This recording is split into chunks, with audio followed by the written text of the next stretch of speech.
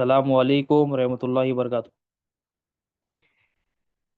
ان اللہ و ملائکتہ یصلون علی النبی یا ایھا الذین آمنوا صلوا علیہ وسلموا تسلیما اللہم صلی علی سیدنا محمد وعلی آل سیدنا محمد بارک وسلم اللہم صلی علی سیدنا محمد وعلی آل سیدنا محمد بارک وسلم اللہم صلی علی سیدنا محمد وعلی آل سیدنا محمد بارک وسلم۔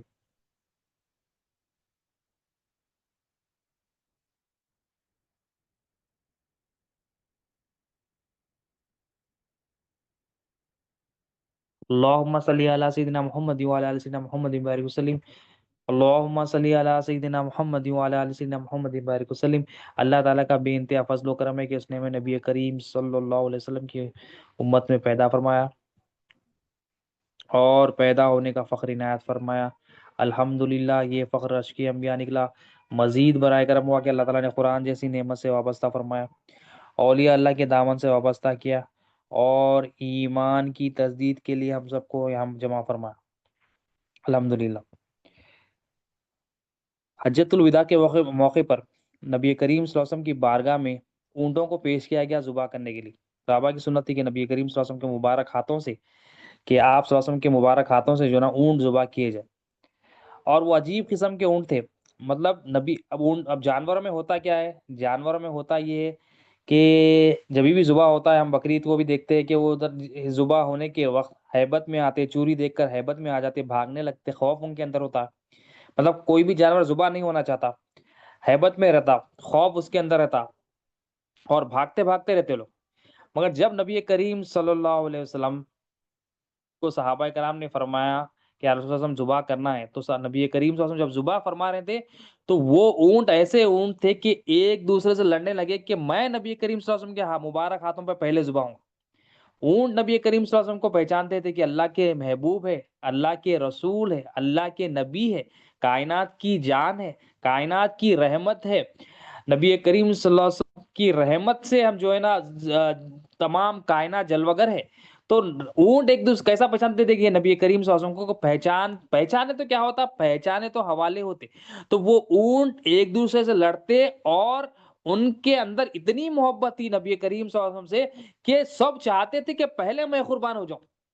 اور شاید تقریباً 60 سے اوپر 63 اونٹ سرکار نے جو ہے نا قربان فرمایا۔ اس کے بعد حضرت علی رضی اللہ عنہ کو حکم دیا، تو نبی کریم صلی اللہ علیہ وسلم کے مبارک ہاتھوں سے اپنی گردنیں کٹانے کا شوق اونٹوں کو تھا۔ حجۃ الوداع میں اونٹ بتائے تو جانوروں کو کیسی پہچان تھی نبی کریم صلی اللہ علیہ وسلم کی، اللہ کے رسول ہے، اللہ کے محبوب ہے، اللہ کی سب سے پیاری مخلوق ہے، آپ کائنات کی جان ہے، آپ بشیر ہے، نذیر ہے، آپ ذکر اللہ ہے۔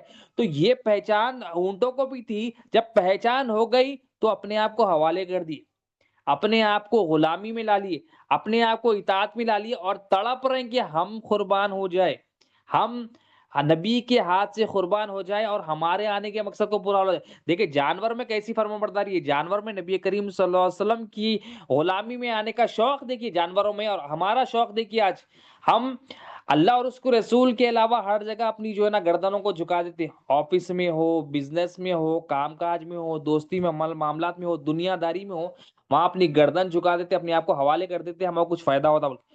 مگر تمام کائنات جو حوالے ہے، کس کے حوالے ہے؟ نبی کریم صلی اللہ علیہ وسلم کی غلامی میں۔ نبی کریم صلی اللہ علیہ وسلم کے اشاروں پہ جو چل رہی ہے وہ پوری کائنات آپ صلی اللہ علیہ وسلم کے مبارک ہاتھوں سے، آپ صلی اللہ علیہ وسلم، کیونکہ اللہ تعالیٰ دینے والا ہے، نبی کریم صلی اللہ علیہ وسلم پہنچانے والے، نبی کریم صلی اللہ علیہ وسلم سے ہی تمام کائنات کا نظام چلا رہے ہیں اللہ تعالیٰ۔ تو اللہ کے رسول صلی اللہ علیہ وسلم کی غلامی میں اونٹ تڑپ رہے ہیں، اور شوق جو ہے نا مرنے کا اور شوق جو ہے نا سر کو کٹانے کا ان کا تھا، اور یہ صحابہ کرام میں بھی تھا۔ صحابہ کرام تو گردن کٹا دیا، ہر چیز قربان کر دی، ہر چیز کو۔ یہ تو اونٹ کی تو ایک اتنا مثال ہے کہ بندے کو جب پہچان ہو جاتی ہے تو پہچان میں عمل کیسا ہوتا ہے، یہ جانور بتا رہے ہیں ہم کو نبی کریم صلی اللہ علیہ وسلم کی پہچان حاصل نہیں کر رہے، ہم نبی کریم صلی اللہ علیہ وسلم کا ذکر نہیں کر رہے، نبی کریم صلی اللہ علیہ وسلم کی جو نا بتایا ہوا طریقے پہ ہم عمل نہیں کر رہے، تو کیا ہو رہا ہے؟ ہم قربانی نہیں کر رہے، نہ ہم اطاعت کر رہے ہیں، نہ حوالے ہو رہے ہیں، کچھ بھی نہیں کر رہے ہیں۔ مطلب اطاعت میں 0% ہے. اور جب پوری کائنات جو تھی نبی کریم صلی اللہ علیہ وسلم کے حوالے ہو گئی، نبی کریم صلی اللہ علیہ وسلم، چاند حوالے ہو گیا، سورج نبی کریم صلی اللہ علیہ وسلم کے حوالے ہو گیا، درخت نبی کریم صلی اللہ علیہ وسلم کے حوالے ہو گئے.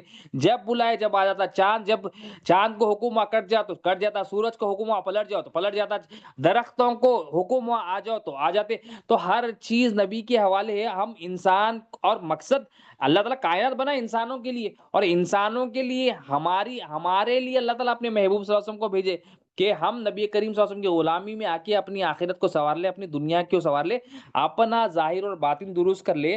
تو اللہ اب یہ تمام چیزیں کیا بتا رہے کہ ہر چیز میرے محبوب کے حوالے ہے، ہر چیز میری محبوب کی غلامی میں آ رہی ہے. انسان تو کیوں اب نبی کے حوالے نہیں ہو رہا، تو کیوں میرے محبوب کی غلامی میں نہیں ہو رہا؟ یہ تیری رسوائی ہے اس میں، تیری جو ہے نا بدبختی ہے اس میں، تیری جو ہے نا آخرت کی بربادی ہے اس میں، اگر تو میرے محبوب کے حوالے نہیں ہوا.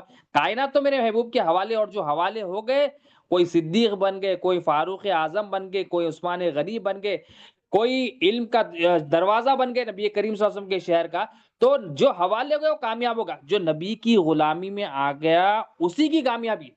جو نبی کی جو ہے نا اطاعت میں آ گیا اسی کی ہی کامیابی ہے. جو نبی کی اطاعت کے علاوہ دوسری اطاعتوں میں لگ گیا وہ ذلیل ہے، وہ رسوا ہو کے رہے گا، وہ یہاں بھی ذلیل ہوگا، آخرت میں بھی ذلیل. جانور جانور تو نبی کریم صلی اللہ علیہ وسلم کو پہچانتے تھے، کہ جانور تو یہ بھی پہچانتے تھے کہ نبی کریم صلی اللہ علیہ وسلم کے غلام کو بھی نبی کریم صلی اللہ علیہ وسلم کے غلام ہے بھی، یہ بھی پہچانتے.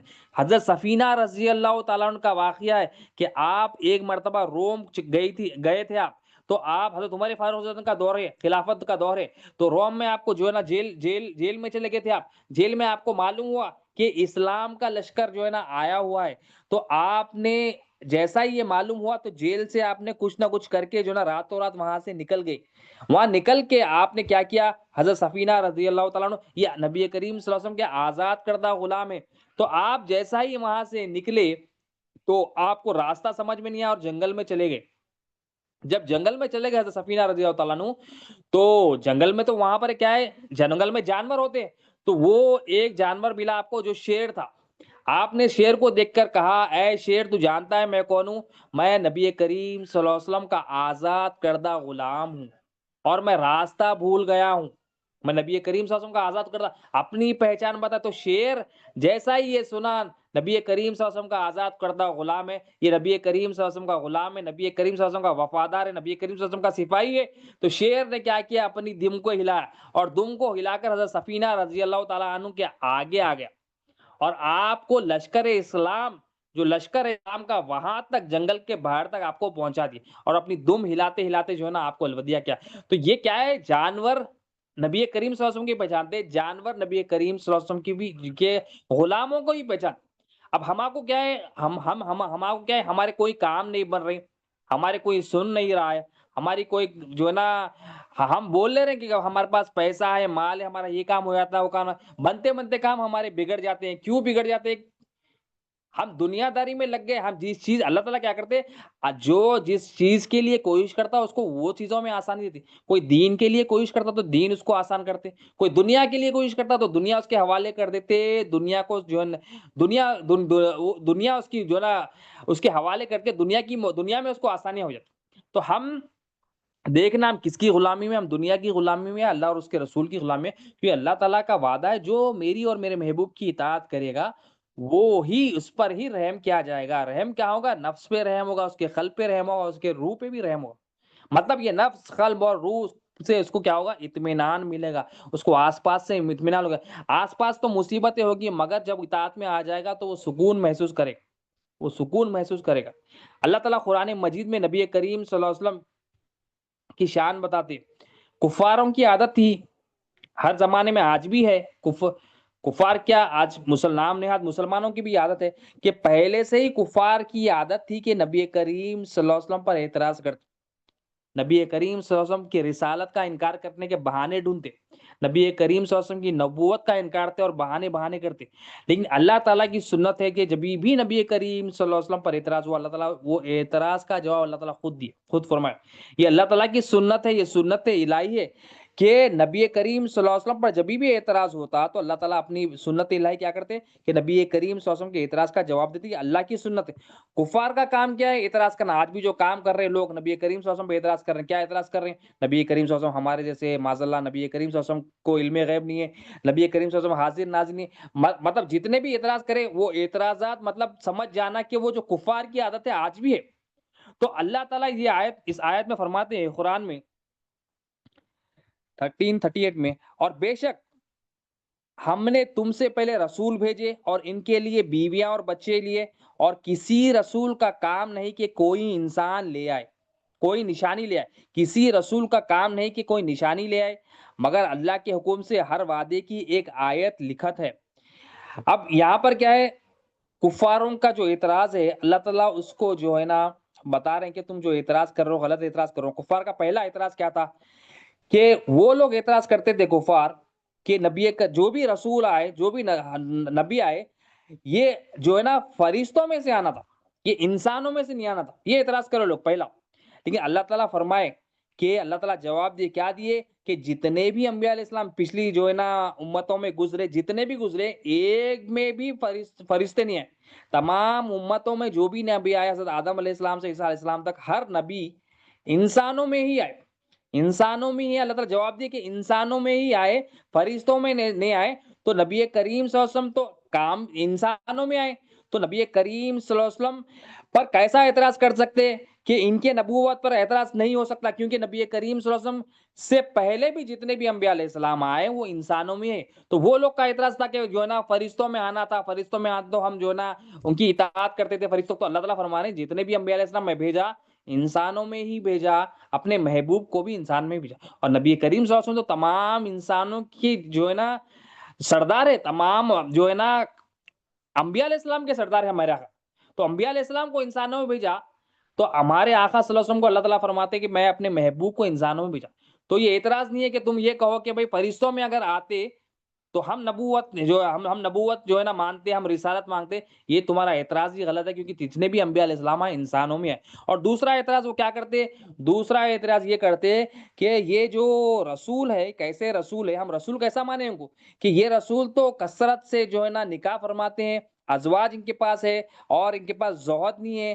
اور تو ان کے پاس کانسیپٹ کیا تھا, اب وہ ان کا اعتراض کیا ہے کہ رسول ہے تو نکاح کثرت سے, کیونکہ نبی کریم صلی اللہ علیہ وسلم نے نکاح فرمائے تھے, تو وہ اعتراض کرنے لگے. تو جتنے انبیاء علیہ السلام گزرے اللہ تعالیٰ فرماتے ہیں کہ اللہ یہاں قرآن میں فرما رہے ہیں کہ ان کے لیے بیویاں اور بچے, مطلب جتنے بھی انبیاء علیہ السلام گزرے ہیں ان میں سے اکثر کو وائف سے بیویاں تھی اور ان کو اکثر جو ہے نا اولاد, اکثریت انبیاء علیہ السلام کی نکاح فرماتی اور اکثریت کو جو ہے نا بچے ہوتے. تو اللہ تعالیٰ فرما رہے ہیں کہ یہ رسول ہے تو کثرت سے نکاح کیوں, مطلب ہر چیز کو چھوڑ دینا, دنیا زہد اختیار کرنا تھا, بلکہ یہ کفار کا اعتراض تھا. تو اللہ تعالیٰ فرما رہے ہیں جتنے بھی انبیاء علیہ السلام گزرے ان میں سے اکثر کیا ہے, ان میں سے اکثر جو ہے نا بیویاں اور اللہ تعالیٰ. مثال کے طور پر حضرت سلیمان علیہ السلام, حضرت سلیمان علیہ السلام کو 300 بیویاں تھیں, حضرت داؤد علیہ السلام کو 100 بیویاں تھیں.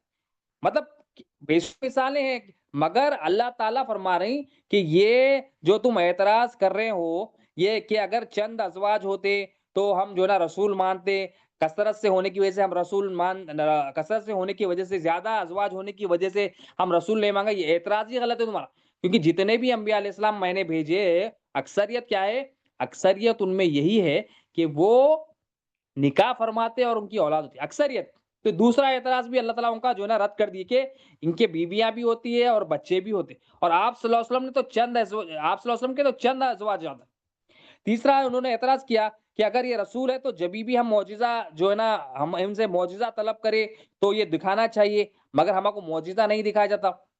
تو یہ تیسرا اعتراض کرے. تو اللہ تعالیٰ اس کی دلیل کیا دیے کہ فرمایا کہ دلیل کے لیے تو ایک ہی معجزہ کافی ہے. مطلب بعض لوگ معجزات دیکھ کے بھی انکار کر دیا نبی کریم صلی اللہ علیہ وسلم. تو اللہ تعالیٰ فرما رہے کہ دلیل کے لیے تو ایک ہی معجزہ کافی ہے. اگر یہ میری مرضی ہے یا تو میں ایک معجزہ دکھاؤں یا معجزہ نہ دکھاؤں, ایک سے زیادہ معجزہ دکھاؤں یا کئی معجزہ دکھاؤں یا معجزہ دکھاؤں نا، یہ اللہ کی مشیت ہے۔ اللہ تعالیٰ فرماتا میری مشیت ہے، میری مرضی ہے، مگر دلیل کے لیے تو ایک معجزہ بھی کافی ہے، یہ میری مرضی ہے، میں زیادہ معجزہ دکھاؤں یا معجزہ نہ دکھاؤں۔ تو اس واسطے یہاں پر بھی کسی کو اعتراض کرنے کا حق نہیں کہ یہ اللہ کی مرضی ہے، معجزہ دکھائے یا نہ دکھائے، اور دکھا، اور ایک دلیل بھی کافی ہے، ایک معجزہ بھی کافی ہے دلیل کی۔ یہ تیسرا اعتراض بھی ہے کفار کا جو نا رد کر کے اللہ تعالیٰ کی سنت ہے نبی کریم صلی اللہ علیہ وسلم پر جب اعتراض کرے یہ لوگ رسالت پر نبوت ہو، تو اللہ تعالیٰ کی سنت ہے کہ وہ اعتراض کا جواب دینا۔ اور چوتھا اعتراض کرے کہ آپ صلی اللہ علیہ وسلم نے ہمیں عذاب سے ڈرایا، اور یہ بھی فرمایا کہ عذاب آنے والا ہے، اور یہ بھی فرمایا کہ مسلمانوں کو مدد ملے گی۔ تو یہ اللہ تعالیٰ فرما رہے ہیں کہ یا قرآن کی آیت میں بھی ہے کہ اللہ کے حکم سے ہر وعدے کی ایک آیت لکھی ہوئی۔ اللہ تعالیٰ فرماتے ہیں کہ جو بھی ہم میرے محبوب نے فرمایا ہے کہ عذاب آنے والا ہے کفار کو، اور مسلمانوں کو نصرت مل رہی ہے، ایمان والوں کو نصرت مل رہی ہے، فتح مل رہی ہے، تو وہ جو بھی چیزیں ہیں برحق ہے، اور اس کے لیے اللہ نے ایک وقت مقرر کیا۔ وقت سے پہلے کوئی چیز نہیں ہو سکتی۔ جب وقت ہوگا تو وہ لوگ کیا کر رہے ہیں کہ وہ نبی کریم صلی اللہ علیہ وسلم معاذ اللہ جو ہے نا جھوٹ کہا، نبی کریم صلی اللہ علیہ وسلم پر جو ہے نا بہتان باندھے، نبی کریم صلی اللہ علیہ وسلم جو ہے نا غلط الزام لگائے۔ تو اللہ تعالیٰ فرما رہے ہیں کہ وہ جو بھی وعدے ہوئے ہیں وہ ایک وقت کے لیے ہے، ایک وقت پر مقرر ہے، وقت سے پہلے کوئی چیز نہیں ہو سکتی۔ جو بھی نصرتیں اور یقیناً بعد میں مسلمانوں کو نصرتیں بھی ہوئی اور یہ کفار کو عذاب بھی آیا۔ تو اللہ تعالیٰ فرما رہے ہیں ہر چیز جو بھی ہے، جو بھی کام ہے، وقت آنے سے پہلے ظاہر نہیں ہوگا۔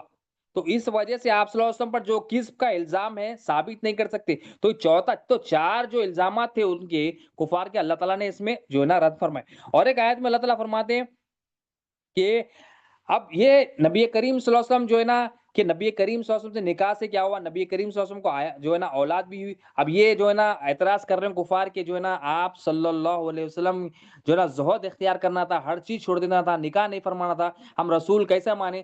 تو اس میں بھی نبی کریم صلی اللہ علیہ وسلم کی شان ہے کہ نبی کریم صلی اللہ علیہ وسلم جیسے حضرت عیسیٰ علیہ السلام آپ بغیر والد کے پیدا ہوئے، تو جب آپ بغیر والد کے پیدا ہوئے تو آپ کی والدہ اور آپ کی والدہ کے رشتہ دار کو جو ہے نا عظمت ملی، عزت ملی۔ نبی کریم صلی اللہ علیہ وسلم کے والدین نبی حضرت عبداللہ رضی اللہ عنہ، حضرت آمینہ رضی اللہ عنہ، دونوں بھی تھے، تو دونوں کو قیامت تک عزت کی عظمت مل رہی ہے کہ یہ نبی کریم صلی اللہ علیہ وسلم کے والد ہے اور نبی کریم صلی اللہ علیہ وسلم کی والدہ۔ نبی کریم صلی اللہ علیہ وسلم کی نسبت سے اتنا مقام مل رہا ہے۔ اگر یہ نسبت نہ ہوتی تو یہ مقام کہاں ملتا کہ جس کو بھی جو ہے نا عظمت ملے گی، عزت ملے گی، نبی کریم صلی اللہ علیہ وسلم کی جو ہے نا نسبت سے ہی ملے گی۔ اور نبی کریم صلی اللہ علیہ وسلم کی ازواج، نبی کریم صلی اللہ علیہ وسلم نے نکاح فرمایا، تو نبی کریم صلی اللہ علیہ وسلم نے جن سے بھی نکاح فرمایا قیامت تک ان کو مومنوں کی مائیں کہا، امہات المومنین کہا جائے۔ تو اللہ تعالیٰ نے ان کو نبی کریم صلی اللہ علیہ وسلم کی نسبت کی وجہ سے، تعلق کی وجہ سے، رشتے کی وجہ سے کیا مقام دیا کہ قیامت تک ایسی مائیں نہیں، نبی کریم صلی اللہ علیہ وسلم کے گھر والوں میں ان کو شامل فرمایا۔ اور نبی کریم صلی اللہ علیہ وسلم کی اولادیں بھی ہیں، حضرت فاطمہ الزہرا رضی اللہ تعالی عنہا سے جو نا اولاد ہوئے، امام حسن رضی اللہ عنہ، امام حسین رضی اللہ عنہ، اور بیٹے، تو نبی کریم صلی اللہ علیہ وسلم کی اولادیں بھی۔ اب قیامت تک یہ اولاد نبی کریم صلی اللہ علیہ وسلم کی جو اہل بیت اطہار آئیں گی، ایسا کوئی گھرانہ نہیں ہوگا، اور قیامت تک اللہ تعالیٰ ان کو نبی کریم صلی اللہ علیہ وسلم کے گھر والوں کو اللہ تعالیٰ عزت سے، عظمت سے نواز۔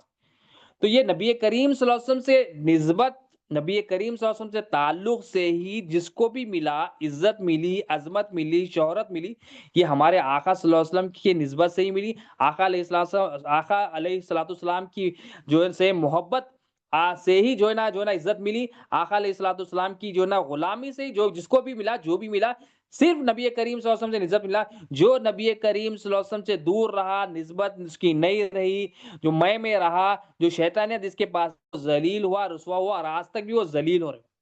اور ایک آیت میں اللہ تعالیٰ فرماتے ہیں سورہ ہجر میں آیت نمبر 72 میں، اے محبوب صلی اللہ علیہ وسلم تمہارے جان کی قسم بے شک وہ اپنے نشے میں بھٹک رہے ہیں۔ اب اللہ تعالیٰ کو دیکھو، نبی کریم کسی نبی کی جان کی، زندگی کی قسم اللہ تعالیٰ قرآن مجید میں نہیں پایا۔ اللہ تعالیٰ کو نبی کریم صلی اللہ علیہ وسلم کی ہر چیز جو بھی آپ صلی اللہ علیہ وسلم سے نسبت ہے بہت پسند۔ اللہ تعالیٰ نے قرآن میں نبی کریم صلی اللہ علیہ وسلم کے شہر کی قسم کھائی، اللہ تعالیٰ نے قرآن مجید میں نبی کریم صلی اللہ علیہ وسلم کی باتوں کی قسم کھائی، اللہ تعالیٰ نے نبی کریم صلی اللہ علیہ وسلم کے جس شہر میں، جس زمانے میں ہے آپ صلی اللہ علیہ وسلم کے لیے، اس زمانے کی قسم کھائی۔ اللہ تعالیٰ نے اس آیت میں نبی کریم صلی اللہ علیہ وسلم کی جان کی قسم کھائی، اے محبوب صلی اللہ علیہ وسلم تمہارے جان کی قسم، نبی کریم صلی اللہ علیہ وسلم کی جان کی قسم کھا رہے ہیں اللہ تعالیٰ۔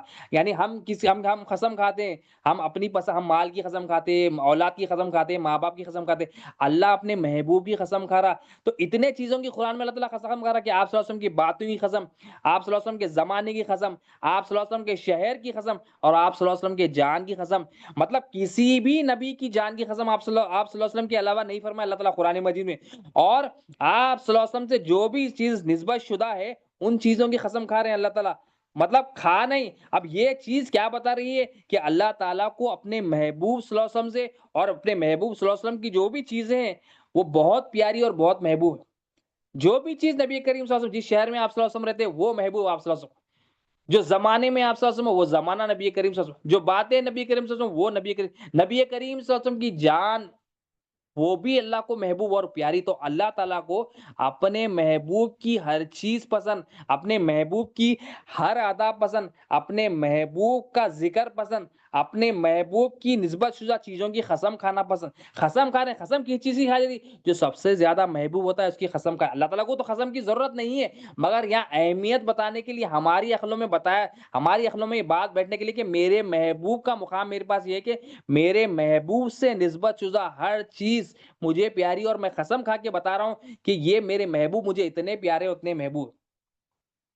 آخر میں مولا سے دعا ہے اللہم صلی علی سیدنا محمد وعلی آل سیدنا محمد وسلم۔ یا اللہ جو کچھ کہا گیا سنا گیا کہنے سننے سے زیادہ عمل کی توفیق اور ہر دو کے عمل میں اخلاص عطا اور ہماری اس حاضری کو قبول فرما۔ اس میں جتنی بھی غلطیاں ہوگی اپنے پیارے محبوب صلی اللہ علیہ وسلم کے صدقے طہور میں، میلاد النبی صلی اللہ علیہ وسلم کے صدقے طہور میں معاف فرما، درگزر فرما مولا۔ ادب رسول صلی اللہ علیہ وسلم عطا کر مولا، تیرے محبوب کی محبت، تیرے محبوب کی غلامی، تیرے محبوب کے اہل بیت کا ادب احترام محبت عطا فرما مولا، صحابہ کرام کی محبت ادب احترام تعظیم عطا فرما مولا، رحم فرما کرم فرما مولا، خاتمہ ہم سب کا خیر پہ عطا فرما مولا، دونوں جہاں میں کامیابی عطا فرما مولا، جو مانگا وہ بھی عطا فرما دے مولا، اپنے فضل و کرم سے جو نہیں مانگا وہ بھی عطا فرما، جو مانگنے سے رہ گیا اور ہماری اس حاضری کو قبول فرما۔ اللہم صلی علی سیدنا محمد وعلی آل سیدنا محمد وسلم۔ سبحان ربک رب العزت عما یصفون وسلام الحمد للہ۔